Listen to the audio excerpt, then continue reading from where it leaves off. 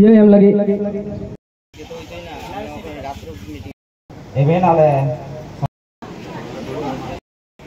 আমাদের সাংস্কৃতিক যে ধর্মনীতি কালচার সে ধরা রাখার জন্য আজকাল এই সম্মেলনটা সমাবেশ করা হয়েছে।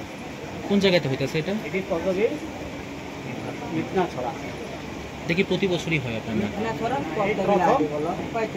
ত্রিপুরাতে হইতেছে। মানে এই সম্মেলনের মাহাত্ম্যটা কি রয়েছে? মাহাত্ম্য আমাদের যে ধর্মনীতি যে সনাতনের ধর্মের মতন যে আমাদের কালচারটা আছে সেই কালচারটা ধরা রাখার জন্য এই সম্মেলনটা করা হয়েছে। এই সম্মেলনে কোন কোন জায়গা থেকে প্রতিনিধিরা এসেছেন?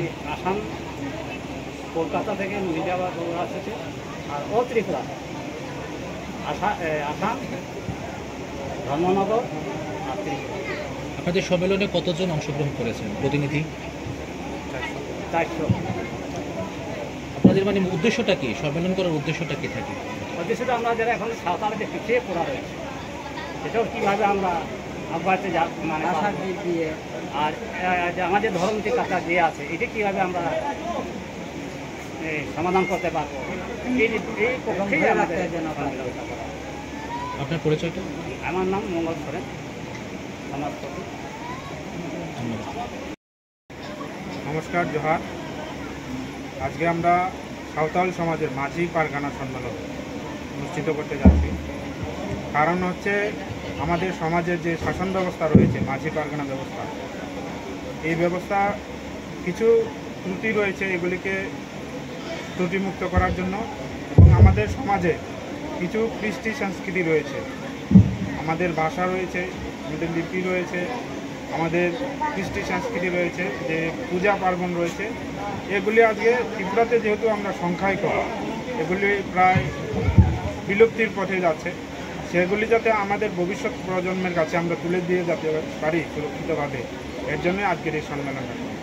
এবং আমাদের কৃষ্টি সংস্কৃতি যাতে অক্ষুণ্ণ থাকে, আমরা যেভাবে আমাদের পূর্বপুরুষ থেকে আমরা আমাদের কৃষ্টি সংস্কৃতি পেয়েছি, আমরাও যাতে আমাদের নবপ্রজন্মকে সুরক্ষিত হাতে তাদেরকে আমরা এটা অর্পণ করে দিয়ে যেতে পারি, তারা যাতে এর ধারক বাহক হিসাবে থাকে।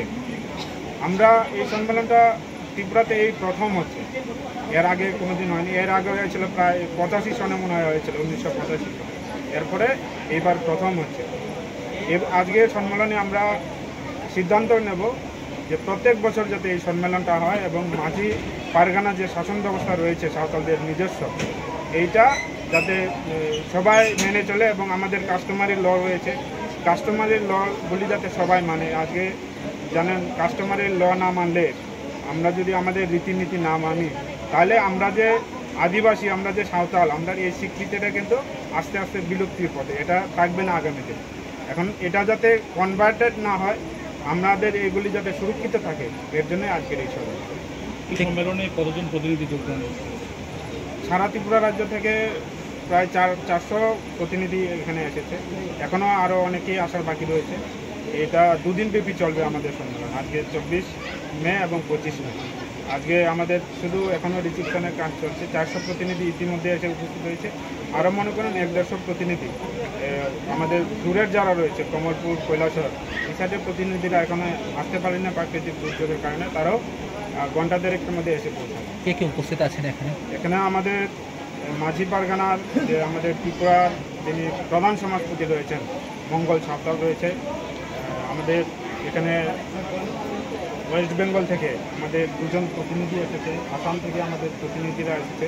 এবং আমাদের সমস্ত গ্রামের যে প্রধান সমাজপতি আছে মাঝি, ত্রিপুরা রাজ্যের যতগুলি গ্রাম থেকে এখানে প্রতিনিধি এসেছে, সবগুলি গ্রামের মাঝিরা এখানে উপস্থিত।